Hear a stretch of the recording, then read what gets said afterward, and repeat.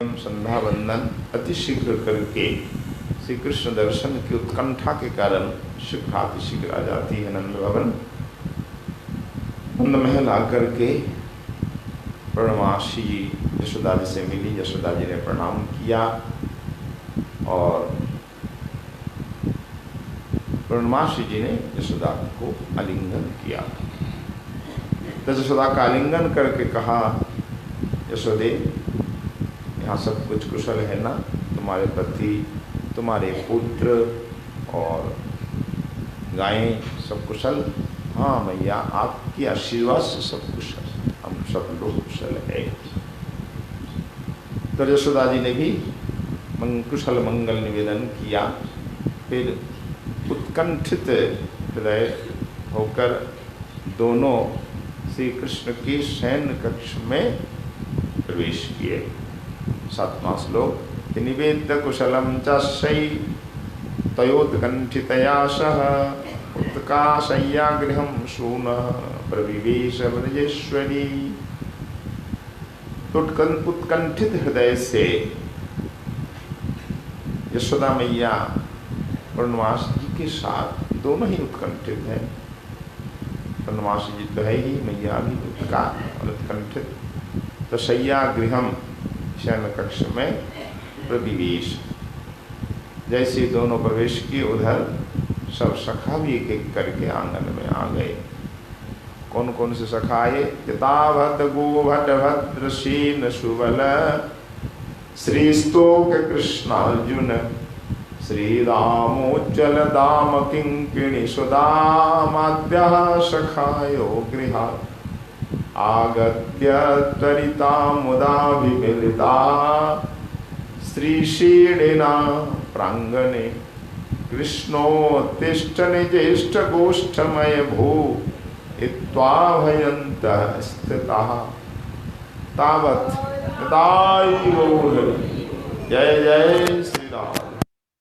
जय हो श्री राम। दयानंद जी महाराज की, नरसिंह भगवान की, धूप आरती की जय। पूर्णमासी जी और यशोदा मैया जैसे गृह में प्रवेश किया, इधर एक एक कर सखाए। कौन कौन से? गोभक्त, भद्रसेन, सुबल, स्तोक कृष्ण, अर्जुन, श्रीराम, उज्ज्वल, राम, वसुदाम, सुदाम, किंकिणी आदि सखा पहुंचे। आकर बलराम जी से मिले। बलराम के साथ आए। श्री नाम यानी राउत जी, हल धरेगा, जिनके हाथ में हल है, ऐसे बलराम जी के साथ प्रांगण में आकर मिले। सब आनंद मुदा आनंद पूर्वक ताकर आंगन से ही पुकारने लगे, कृष्णोत्तिष्ठ, श्री कृष्ण उठो, उठ जाओ भैया, निजिष्ट गोष्ठमया, अपने प्रिय गोचरण के लिए चलो, समय हो चुका है, अब जल्दी जग जाओ। इस प्रकार आभयन्तः स्थिताः, सब पुकारने लगे। मधुमंगल इनकी पुकार सुनकर पहले जग गए।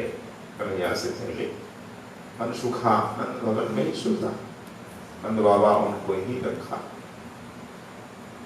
ये कृष्ण का बड़ा ही प्यारा सखा, बेनर्म सखा और हंसाने वाले सखा, खूब हंसाते हैं सबको।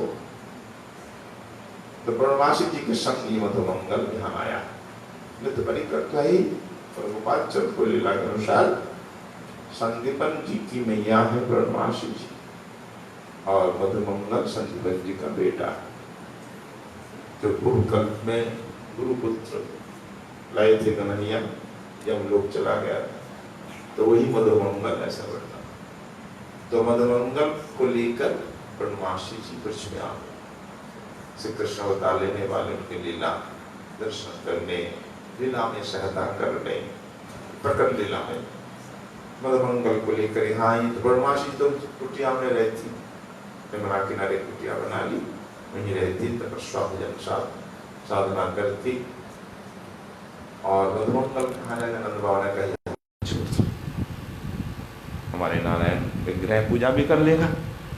पुजारी भी चाहिए हमें, तो कन्हैया के संग खेलेगा भी, कन्हैया से बड़ा प्यार है, तो इसलिए नंद भवन में रहते, कन्हैया के संग खेलते घूमते, ठाकुर सेवा भी कर लेते कभी।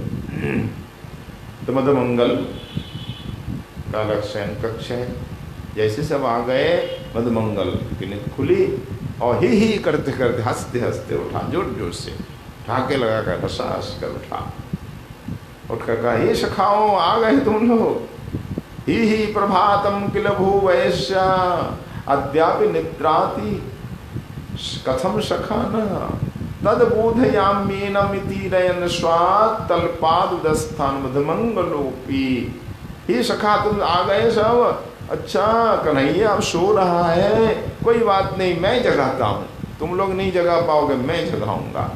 ऐसा कहते हुए शैया से उठा, उठकर कन्हैया की ओर आने लगा और आते समय ये पुकारते रहे, क्या कहने लगे, जसमोत्तिष्ठ वयस्येति जल्पम स्थलपालयम हरिः निद्रास्खल निद्रालसस्खलत यानः प्राविशन मधुमंगलः। तो मधुमंगल अपने शयन कक्ष की से श्री कृष्ण की शयन कक्ष की ओर चले और आते समय बोल रहे थे, हे सखे कन्हैया उठो उठो, पुकारते हुए आया, उठ जाओ और बहुत विलम्ब हो चुका है, अब नहीं सो। ऐसा कहते कहते स्वयं भी तो निद्रा आलस से आ रहे थे, पाम मधुमंगल के भी लड़खड़ा रहे थे, अलसाए हुए, फिर भी कन्हैया कन्हैया उठ जा, लाला उठ जा, ऐसा कह करके शयन कक्ष में प्रवेश किया। देखा कि पहले से यहाँ मौजूद है यशोदा जी और उनकी दादी। तो जैसे ही मधुमंगल चिल्लाते हुए मानो एक प्रकार जोर जोर से आवाज करते हुए आया, तो कन्हैया की नींद खुल गई। तो मधुमंगल की आवाज से ही नींद खुलती है, फिर भी उठते नहीं, इच्छा है उठूं पर आलस के कारण उठ नहीं पा। वो होता है ना, मानी हमको भी होता है ना, हम जग तो जाते हैं पर उठ नहीं पाते, आलस का थोड़ी देर बाद उठे, थोड़ी देर बाद उठे। इस प्रकार से कृष्ण की दशा है, ये लीला माधुर्य है। ये तदवाग विगत निद्रुवयम उत्तिष्ठाशूरपीश्वरः उत्थातुमीश्वरो नाशिद गुरुना पूर्णे क्षण क्षणम। ये लौकिक लीला लोक रंजन के लिए उनकी लीला है, इसलिए उनकी निद्रा कहाँ, फिर भी निद्रा है। भगवान को आलस कहाँ, फिर भी आलस। ये जो निद्रा ये योग निद्रा, आलस है तो रस आलस, रस का आलस, रस निद्रा है। तो तद वाग विगत निद्रोयम, यानी मधुमंगल की वाणी से ठाकुर जग गए। विगत निद्रोयम उत्तिष्ठापि उत्तिष्ठाशु, यानी उठने की इच्छा रखने वाले, इच्छा तो है पर उत्थातुम ईश्वरो नाश, उठ नहीं पा रहे। क्यों? ना आलस के कारण नेत्र लाल लाल हो रहे, आँख खोल ही नहीं पा, मानो कच्ची निद्रा है, इसलिए नेत्र खोल नहीं पा रहे, चक्कर सा आ रहा। फिर सो गए। उस समय की शोभा का वर्णन कर रहे हैं। कन्हैया सो रहे हैं नंदालय में, नंद महल में, एकदम शुभ्र श्वेत पलंग, चादर जो है एकदम सफेद दुग्ध फेन जैसे, और श्री कृष्ण एकदम काले नीलम जैसे सो रहे हैं। अपूर्व शोभा, अद्भुत शोभा, जैसे क्षीर सागर में नारायण सो रहे हैं, ठीक उसी प्रकार शोभा। तो नंद भवन को श्वेत दीप के रूप में दर्शन किया। उसी प्रकार वर्णन कि उस शैया में जैसे नारायण सोते हैं अनंत शैया में, ठीक उसी प्रकार श्री कृष्ण सो रहे हैं। यशु क्षीर रत्नाकर मंदिरांतः अनंत रत्नोज्जल कल्प मध्य सुप्तम हरिम बोधयितुम प्रवृत्ता माता श्रुतिर्वा प्रलयावसाने। मैया जगा रही है, कन्हैया उठना चाहते हैं फिर भी उठ नहीं रहे हैं। देखकर मैया जगा रही, किस प्रकार न प्रलयस्यावसाने सुक्षीर रत्नाकर मंदिरांतः। प्रलय के अवसान पे, प्रलय समाप्त होने वाला है, सृष्टि होने वाली है, ठीक उस समय नारायण को जिस प्रकार जगाया जाता है। नारायण कहाँ सोते हैं? न क्षीर रत्नाकर मंदिरांत, क्षीर सागर में एक रत्न मंदिर है, उस रत्न मंदिर के भीतर श्रीमन नारायण सोते हैं। क्षीर समुद्र रूप जो रत्न मंदिर है इसके भीतर उसमें सोते हैं। शैया कैसी है? अनंत रत्नोज्जल तल्प मध्य, अनंत शैया, रत्न से उज्जवल। अनंत भगवान के हर फण में रत्न है, रत्न किरणों से अति दिव्य उज्जवल शैया में शयन करते हैं। तो उस समय जगाता कौन है ठाकुर को? प्रलय अवसान में, सृष्टि के प्रारंभ में न श्रुतियाँ जगाती हैं, हमारे वेद आ जाते हैं, श्रुति भगवती आकर के ठाकुर को जगाते। जय जय जय है जाम अजित दोष गर्भित गुणाम आदि जो वेद स्तुति है श्रीमद् भागवत में, तो वेद स्तुति से ये वेद प्रभु को जगाते हैं। ठीक उसी प्रकार जिस प्रकार स्तुतियाँ श्रीमन् नारायण को जगाती हैं, उसी प्रकार निद्रावसाने यहाँ हमारी यशोदा मैया जगा रही है गोपाल को। बोले ये भी देखो क्षीर सागर जैसा ही है, क्षीरानाम रत्नानाम आकरम, नंदालय नंद भवन, खीरों का, दूध दहियों का आकर है कि नहीं? हर घर में दूध दही भरा है, किसी में दूध, किसी में दही, किसी में घी, किसी में मक्खन भरा। दूध दही का तो यहाँ नदी बह जाती है, इसलिए क्षीर, क्षीर का मतलब दुग्ध और दही आदि गोरस। तो गोरसों का तो सागर है, आकर है नंदालय, और इसके साथ साथ रत्नाकर भी है, रत्नों का भी आकर है। आकर का मतलब खान, तो गोरस और रत्नों की खान है ये नंद भवन। क्षीर सागर के समान, क्षीर सागर में खीरी नहीं है, क्या है? रत्न भी तो है। तो रत्न नाम ही समुद्र का रत्नाकर, रत्न तो है ही। तो रत्न और दूधों से भरा क्षीर सागर होता है, और नंद महल भी उसी प्रकार दूध और रत्न से भरा। दोनों वस्तु यहाँ अपार है। दूध ही तो यहाँ की संपत्ति है, मूल संपत्ति तो दूध ही, और रत्न तो है, रत्न से जटित सब भवन है।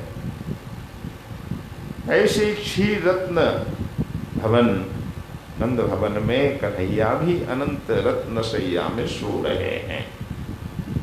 तो अनंत देव तो यहाँ नहीं है, शेष भगवान नहीं, यहाँ अनंत का अर्थ है अनंत ने अपार, अगणित, अनगनत, गिनत रत्नों से जटित है शैया। नंद भवन रत्नमय है, उस रत्नमय शयन कक्ष के भीतर रत्न पलंक में हमारे गोपाल सो रहे हैं। रत्नमय है सब कुछ, मानो ठीक नारायण सो रहे हैं। और शैया भी देखो एकदम शुभ्र है, सफेद। तो गोपाल नेत्रों को बंद करके सो रहे हैं, और मैया यशोदा शोभा छटा का दर्शन कर रही है और जगा रही है। उठो जागो मेरे मोहन प्यारे, भोर भई अब भोर हो गई, अब जागो, अब नहीं, अब उठ जाओ लाला, मेरो गोपाल, मेरो लाल, उठो। मैया जगा रही है। कैसे जगा रही, उसका सुंदर चित्रांकित करते हैं कविराज गोस्वामी जी महाराज कि परिजंकेनस्य सव्यम तदुपरि निहित स्वांग भारात पाणिम कृष्णस्यांगं स्पृशति तरकर कमलेन्या नेसादाभूग्न मध्या सिंचन्त्यानंद बाष्पैः स्मृत कुच पयसां धारया च तल्पम् वत्सोत्तिष्ठासु निद्रां त्यज मुख कमलम दर्शयत्याह माता।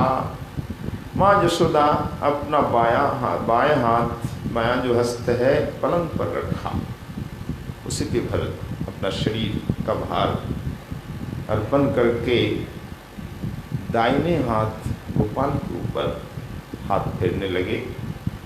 तो बायां हाथ पलंग पर और दाहिना हाथ गोपाल के मस्तक पर, शरीर पर बार बार अंग में हस्त फेर रहे हैं और अलकावली जो नीचे आ गई है उसको उठा रही है, हाथ फेर रही है और कहती है बेटा लाला जग जाओ, अब कब तक सोगे तुम।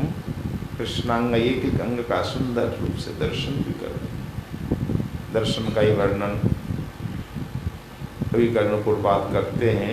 प्रातःकाल जब माँ आती है जगाती है, ठीक उस समय का वर्णन है। एक एक अंग की शोभा का दर्शन यह करते हैं। चरण के तलवे लाल लाल हो रहे हैं, उंगलियां मानो चरण कमल है तो उंगलियां पंखुड़ी है।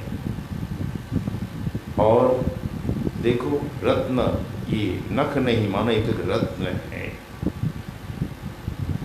हस्त भी कमल जैसे ही है, उंगली ये सब पंखुड़ियाँ हैं। नख देखो कितने सुंदर, ये मानो हमारे गोपाल को विधाता ने मणियों से बनाया होगा, तभी तो इतना उज्ज्वल है। पद्मराग मणि, इसे मूंगा भी कहते हैं आप, मणियों से तो पद्मराग मणियों से तो दोनों चरण हस्त आदि बनाए विधाता ने। और ये नख बनाए एक शिखर मणि होती है, जिसमें लाल लाल रेखाएं भी होती है। शिखर मणि से ये नख बनाए विधाता ने। और गोपाल का अंग सर्वांग शरीर को बनाया विधाता ने नीलम से, नीलमणि से। नीलमणि, शिखर मणि, पद्मराग मणि और एक पूर्वबिंद मणि, और बहुत लाल होता है, बहुत सुंदर होता है। उससे मानो गोपाल के होठ बनाए बिंद मणि से। और गोपाल के दांत देखो सब हीरे से बने, मानो गोपाल का निर्माण विधाता ने मणियों से ही किया, हीरा मोती से मणियों से किया। इसी प्रकार उज्जवलता देखो, अद्भुत उज्जवलता है। मैया हाथ फेरती है, फिर सोचती अगर मणियों से बनाते विधाता तो कठिन होता ना शरीर, मणि कठोर होती है, पर हमारा लाला तो एकदम कोमल है, कमल से भी कोमल है। नहीं नहीं, मणियों से नहीं बनाया विधाता ने, हमारे गोपाल को फूलों से बनाया। ये सर्वांग तो शरीर तो मानो नीले कमल से बना है, हस्त चरण ये सब लाल कमल से, और दंत कुंद कलिकाओं से, और ये नख मल्लिका कली, मल्लिका की कलियां भी इस प्रकार होती, थोड़ी थोड़ी लाल लाल रेखाएं भी होती। तो सर्वांग फूलों से बना है, जबा फूल से तो ये ओठ बने, फूलों जैसी कोमलता है, सुषमा भी, शीतलता, सुगंध सब कुछ है। एक बार बार कल्पना करती रहती, फिर कहती इतना हल्का है गोपाल, लगता है ये क्षीर सागर को मंथन करके मक्खन निकाला है, जैसे हम मक्खन निकालते हैं। अगर मक्खन जैसा ही हल्का, इतना सुंदर गोपाल का शरीर है। फिर मैया से मक्खन तो सफेद होता है, नहीं ऐसा क्षीर सागर होगा जिसमें मृगमद मिल गया हो, कस्तूरी, इसलिए वो क्षीर काला हो। ऐसा काला क्षीर सागर को मंथन करके ऐसा माखन निकाला गया होगा, उससे माखन का ही बना है हमारा गोपाल, या दूध की मलाई से। कितनी माँ कल्पना करती है, क्या अद्भुत गोपाल की शोभा, माधुर, एक एक अंग की शोभा देख मैया। और वक्षस्थल पर जो स्वर्ण रेखा है, मैया घबराती, ये क्या है? ये शिवस्य चिन्ह है, ये श्वेत रोमावली, ये क्या है? कहीं दूध पीते समय दूध आकर तो नहीं गिरा वहां पे? तो मैया आंचल से पोंछती है। ठाकुर के अंग में श्वेत रोम होते हैं कुछ वक्षस्थल पर, दाहिनी ओर, तो वो शिवस्य चिन्ह भी कहते हैं। तो मैया पोंछने लगी, दूध हो तो मिट जाएगा, पर जितना पोंछती उतनी ही सफेदी बढ़ती, शुभ्रता और बढ़ जाती है। स्वर्ण रेखा को मिटाने के लिए प्रयास करती है, आंचल से पोंछती और उज्जवल हो जाती रेखा। तो स्वर्ण रेखा के कोई लक्ष्मी है, शिवस्य चिन्ह है, रघुपति चिन्ह है। ये सब क्या है? मेरी लाला पे एक एक अंग का दर्शन करके भी बहुत हो जाती है। तो मेरा लाला देखो कैसे सो रहा है, माँ दर्शन करती हैं, कर रही हैं और दोनों नेत्रों से आंसू बहा रही। तो कबीरदास जी महाराज बोल रहे हैं कि माता के अश्रुओं से गोपाल का पलंग शैया भीग गई। केवल आंसू नहीं, अश्रु के साथ साथ वक्षस्थल से दूध की धार भी बह रही है। अश्रु धारा और दुग्ध धारा से गोपाल का पलंग गीला हो गया, भिगो दिया। अपार वात्सल्य प्रेम माता का दिखने लायक। तो एक हाथ तो भाई पलंग पर है, शरीर का भार भी उसी पर, और एक हाथ से कन्हैया के ऊपर हाथ फेर रही है, प्यार कर रही, लाड़ प्यार कर रही हैं और अनंत प्रभु का दर्शन कर रही है। करते करते आनंद आश्रुपात भी होने लगा, दुग्धपात दोनों धाराओं से भिगो दिया शैया को। और बार बार मैया कह रही है, वत्स उत्तिष्ठो बेटा, अब उठो, जग जाओ, निद्राम त्यज, अब निद्रा को त्यागो, उठो, मुख कमलम दर्शय, अपना मुख कमल दिखाओ, दर्शन कराओ बेटा। तो कातर होकर मैया जगा रही है। फिर कहती है, देखो बहुत विलंब तक आज तुम सो रहे हो, तुम्हें सोते देख तुम्हारे पिताजी ने तुम्हें जगाया नहीं, वो अकेले ही गौशाला चले गए। जबकि जानते हैं, तुम भी जानते हो, सब जानते हैं कि तुम्हारे बिना गैया दूध नहीं देती, फिर भी बाबा अकेले चले, तुम्हें जगाया नहीं क्योंकि तुम सो रहे हो।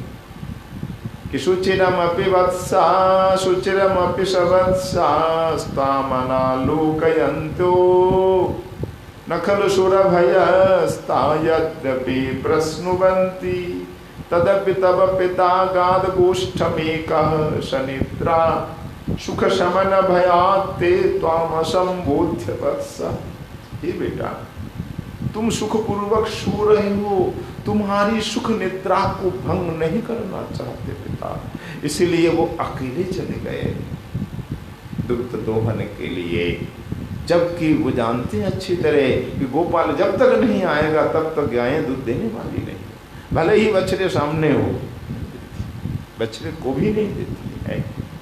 फिर भी पिताजी चले गए अकेले तुम्हारे कारण, तुम्हारा सुख वो चाहते हैं, तुम पर कितना स्नेह पिता का है। बेटा अब तो उठ जाओ, तुम नहीं जगोगे तो ये गायें दूध भी तो नहीं देगी, अब जाओ को दोहन करो। तो गैया दोहना सुनते ही कन्हैया जग जाते। गायों से बड़ा प्यार है ना, दुग्ध दोहन में उनका बड़ा जो है बड़ी आसक्ति भी है। तो जिसमें बेटा की आसक्ति होती है, लोभ होता है, इसी को माँ सुनाती कि जल्दी जग जाए।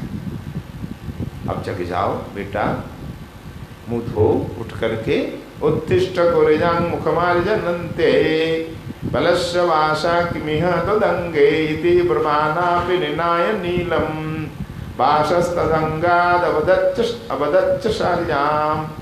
उत्तिष्ठ बेटा, उठो, मुँह धो, मुंह धो करके तुम शीघ्र गौशाला जाओ। फिर मैंने आने देखा, अब तक इतना ध्यान नहीं दिया, अरे गोपाल के अंग में ये नील वस्त्र कैसे? ओ ये दाऊ जी का वचन है। माँ को यही भाव, वत्सल भाव। तो बलस्य बाशा किमिया तदंगे, बेटा तुम्हारे अंग में ये दाऊ जी का, बलराम का नीलांबर नील उत्तरीय कैसे? ऐसा कहते हुए हाँ हो सकता है भूल से ये उत्तरीय आ गया हो, हटाया। माने अपने हटाकर धनिष्ठा की ओर यूं इशारा किया, धनिष्ठा की ओर। और धनिष्ठा भी उसको छिपा करके जावत पहुंचा देती। माता को उतना पता नहीं, माता ने समझा वो धनिष्ठा ने दाऊ जी को दे दिया, वो खबर था। तनीले उत्तरीय को दे दिया। इधर यशोदा जी से कहने लगी, यशोदा जी पूर्णमासी जी से कहने लगी, भैया देखो हमारे लाला के शरीर में आहा कमल से भी कोमल मृदुल अंग है, और इस शरीर में देखो ये नख के आघात कहाँ से आए? नखाघात क्षत हो रहा है, देखो ना। और शरीर में देखो तरह तरह का रंग, ये कहाँ से आया? गई भगवती पश्य चोटितम अस्य सुनो कमल मृदुलम अंगम मल्ल लीला शुलूलहि खर नखर शिखाभी धातुरागाति चित्रम चपल शिशु समूहैर्हाहता किं करूं। हाय मैं तो मर गई। कन्हैया को ये क्या हुआ? लगता है ये शिखा, ये वाल वाल बड़े चंचल है। मेरे गोपाल के साथ ये खेलते हैं, मल्ल युद्ध करते हैं, और मल्ल युद्ध में गोपाल को ये छत विक्षत कर दिया। होता ही है मल्ल युद्ध में। उन सखाओं के नख लग गए, नख से आहत हो गए। गोपाल देखो छत विक्षत है, विक्षत है गोपाल का शरीर। माता और ये सब अंग राग कहाँ से आया? जबकि ये राधा रानी का सिंदूर है, कहीं काजल कुमकुम अलता का निशान चिन्ह है। तो माँ को लगा कि नहीं, वो जो गिरिराजी में जाते हैं ना खेल कूद करने, तो गिरिराजी की धातु सब लगाते भी हैं। गिरिराजी में बहुत प्रकार की धातुएँ मिलती हैं, लाल पीला, तो वो गिरिराजी से लाते हैं, ला करके सजते। माँ को लगा ऐसा ही हुआ। ये जो गहरी गेरुआ रंग पत्थर में से निकलता है ना, पहाड़ों में मिलता है गेरुआ रंग, तरह तरह का रंग है। ये सफ़ेदी चूना है, हम लगाते हैं मकानों में। ये नमक, जो सेंधा नमक से पहाड़ों से भी मिलता है। तो माँ को ऐसा लगा ये पहाड़ों से गोवर्धन जी से ही लाया होगा, लगाया होगा वन में। और ये नख के जो चिन्ह हैं राधा रानी के, ये नहीं, ये सखाओं के हैं, मल्ल युद्ध के कारण ऐसा हुआ। तो पर माँ को कष्ट है, मेरे लाला का अंग कोमल है, अत्यंत सुकोमल है, इसमें सखाओं के कठोर नखाघात हो। हाय मैं तो मर गई देख करके। मैया कातर हो गई और पूर्णमासी जी को दिखा रही है। तो माँ की स्नेहपूर्ण वाणी सुनकर कन्हैया कब तक सोए, लज्जा भी उनको आ रही है कि स्नेह भरई स्वजनन्या चित्रपदाम अपि वाणीम तामवधार्य मुरारी चकिते क्षण आश्रित। समातु अपनी माँ की विचित्र वाणियों को सुनकर, आरती को देखकर, माता की आरती कातरता और वाणियों को सुनकर लज्जा आई। मुकुंद उसमें लज्जित हो गए, होकर चकित क्षणों अभूत, चकित लोचन, उसमें नित्य चंचल हो रहे थे। तब मधुमंगल बीच में आ गया, शंकर में आई गया था। तो माँ को कुछ कहने लगा कि कृष्णम सशंकम आशंका परिहास कटुर्बटु स्नेह क्लिन्नांतराम अम्बाम अवदन मधुमंगल। मधुमंगल समझ गए कि देखो कन्हैया बड़े लज्जित हो रहे हैं, एवं शंका युक्त है, सशंकित है, लज्जित है, जानकर ब्रह्मन बालक मधुमंगल परिहास में बड़ा ही पटु है। तो माँ को कहने लगा, स्नेह से यशोदा जी का चित्त बिल्कुल आर्द्र हो रहा है, द्रवित हो रहा है। ऐसी यशोदा माँ से मधुमंगल ने कहा, क्या कहा? सत्यम अम्ब वयशाली बारितापि मयानुषम रेमे अनेन तिलुप्तेन कुंजेषु किल चंचला। परिहास पटु है ना, दोनों ओर अर्थ जाता है। माँ के लिए ये अर्थ आया, देखो माँ आपने सत्य ही कहा, ये चंचल ग्वाल वालों के नख का आघात हुआ है, नख क्षत हुआ है, आपने ठीक कहा। और मैंने भी बहुत माना किया उन चपल ग्वाल वालों से, भैया तुम इस प्रकार इतनी चपलता न करो, कन्हैया से इस प्रकार मत खेलो, कन्हैया को चोट मत पहुंचाओ, चोटिल हो जाते हैं। पर मेरी कहाँ माने ये सखा, मानते ही नहीं है, और कन्हैया से अति लुप्त होकर के गुंजों में ये खेलते कूदते हैं और इस प्रकार कन्हैया को चोटिल बना देते हैं। तो हाँ, माँ ने तो ये सुना, और कन्हैया ने क्या सुना?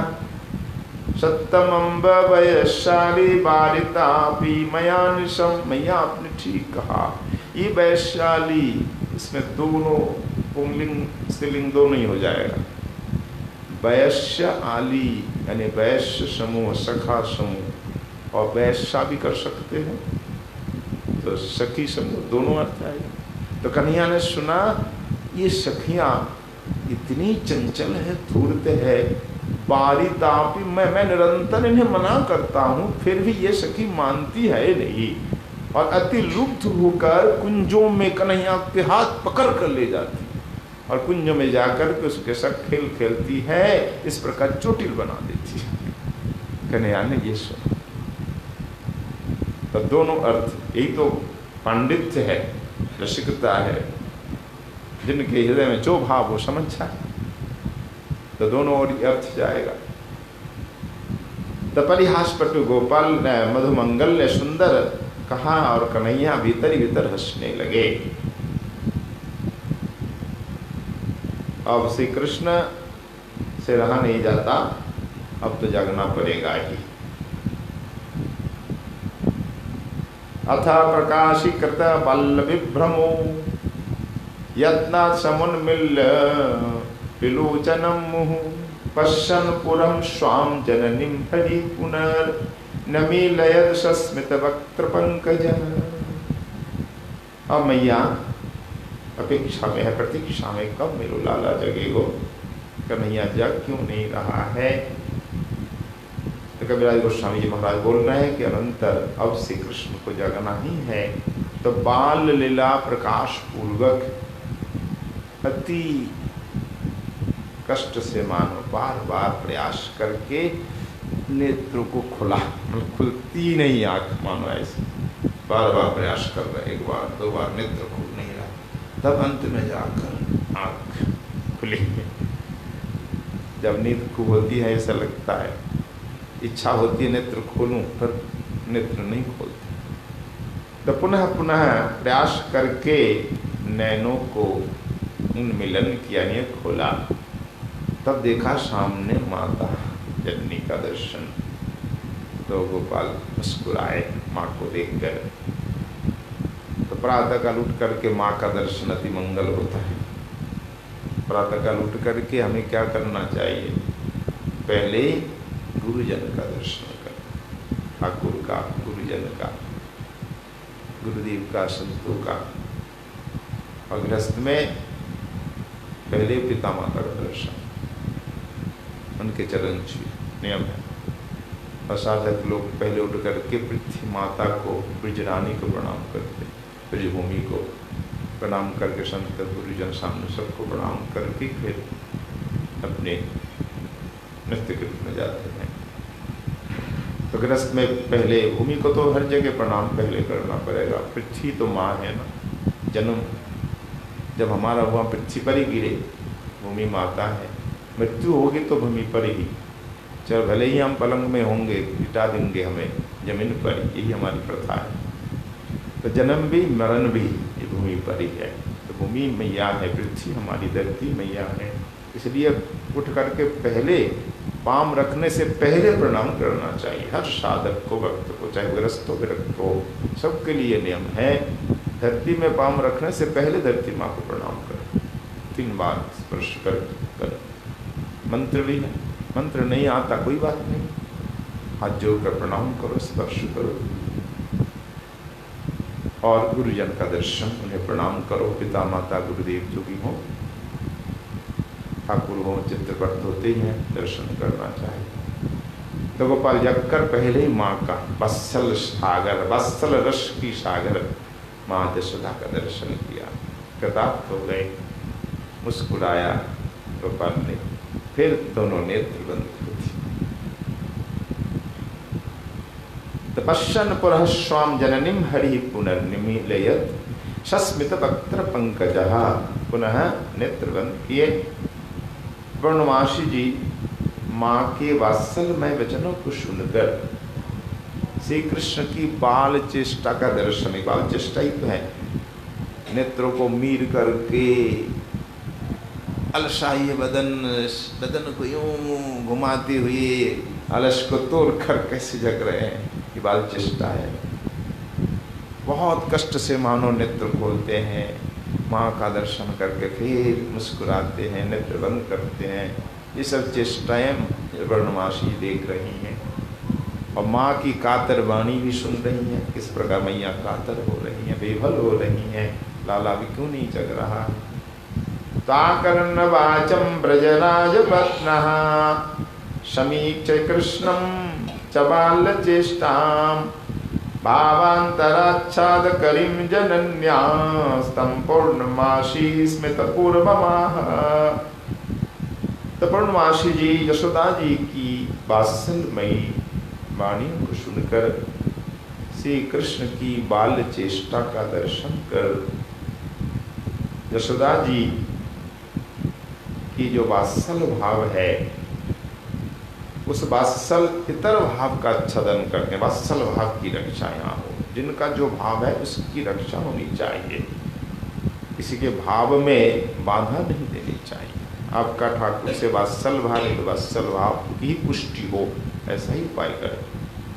ऐसी चेष्टा न करे कि उसका वात्सल्य भाव खत्म हो जाए, सखी भाव सखा भाव आ जाए, जबरदस्ती नहीं होती, ये स्वाभाविक होता है। ठाकुर से जो भाव ये स्वाभाविक रूप से उदित होता है, इसलिए जैसा भाव है उसको ही जो है पुष्ट करना चाहिए। उस भाव को वत्सल भाव है, हम जबरदस्ती थोपेंगे अन्न भाव शक्ख भाव आदि नहीं, तो माँ का वत्सल भाव है, वत्सल भाव के अनुरूप ही हम यहाँ कहना होगा, वत्सल भाव के इतर नहीं जिससे भाव की हानि हो। आप ब्रजरस के उपासक है, निकुंज की उपासक है, तो निकुंज लीला का ही वर्णन अधिक होना चाहिए, उस रस का ही आस्वादन अधिक हो, जिससे निकुंज रस में बाधा हो, ऐसे रस का श्रवण कीर्तन उचित नहीं, वो अनुकूल नहीं। तो अनुकूल हमें चलना है हर समय, आनुकूल्यस्य रक्षणम, तभी साधना आगे बढ़ेगी। हम जिस रस के साधक के, जिसके उपासक के अनुरूप चलना है, अनुकूल साधना हमें करनी है, जिससे बाधा हो वो नहीं।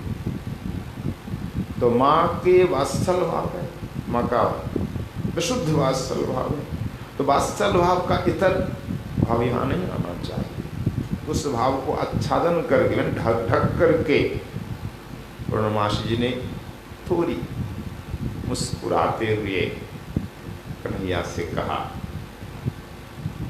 इसमें भी 2 अर्थ है, कन्हैया के लिए एक अर्थ है, माँ के लिए अलग अर्थ है।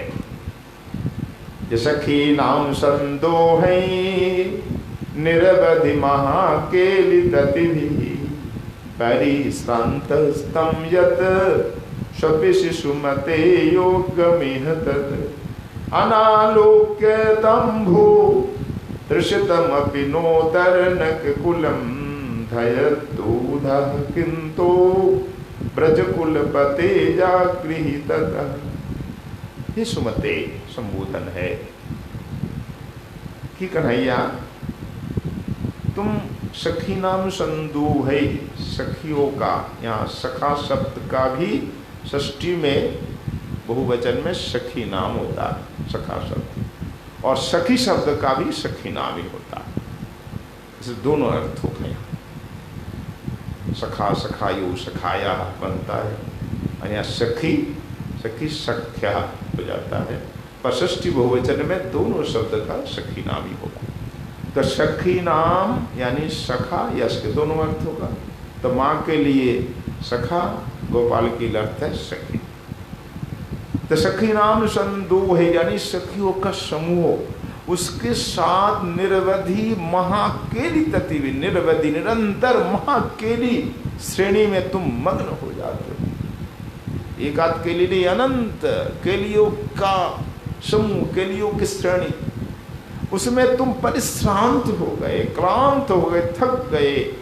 लाला इसलिए स्वपीशी, इसलिए सो रहे हो ना, थक करके। थकावट जब होती है ना, खूब नींद आ जाती है, नींद खुलती नहीं है।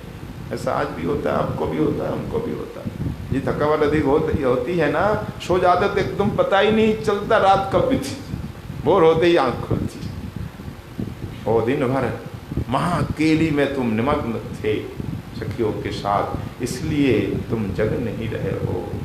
देखो इधर भी तो देखो, अनालोक्य तंभो तृषतम अपि, देखो ये बछड़े, ये बछिया प्यासे हैं, फिर भी ये दूध नहीं पी रहे। तरनक कुलम यानी बछड़े तुम्हें देखे बिना ये दूध नहीं पी रहे। जब तक तुम नहीं जाओगे बछड़ा दूध नहीं पिएगा, भले ही वो प्यासे भूखे नहीं पीते। साधक भी तो ऐसे भक्त, जब तक भगवान का प्रसाद नहीं मिलेगा खाएंगे, भले भूखे रहे जा। नियम तो नियम, जब तक जप नहीं होगा, पाठ नहीं होगा, पूजा नहीं होगा, तब तक खाएंगे थोड़ी, जब तक भगवान के दर्शन नहीं हो जाए। तो कन्हैया के दर्शन के बिना न तो गैया दूध देती है, न बछड़ा पीता है।